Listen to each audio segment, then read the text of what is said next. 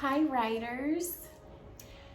We talked about adding speech bubbles to our story, and I got to thinking about Mo Willems' books, and I thought about how when Pigeon and Duckling were talking to each other, he put both characters' words in there, and that really made the story come alive. It's like they were talking back and forth to each other, just like we do in real life.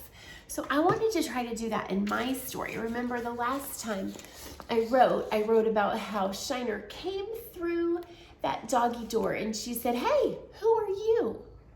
Well, whenever you talk to Shiner, he'll kind of talk back to you. Woof, woof, woof, woof, woof. He didn't use, English, but I'm gonna give him a speech bubble and it's gonna say woof, woof, woof, woof, woof. What I'm gonna do is I'm gonna put it near his mouth. Hers is gonna be higher up, so we'll know she talked first. First she said, "Hey, who are you?" And then I'm gonna put his speech bubble under it, because when we read speech bubbles, it's just like reading words. We go from left to right and top to bottom. So we're gonna read hers, and then we'll read his woof, woof, woof, woof, woof.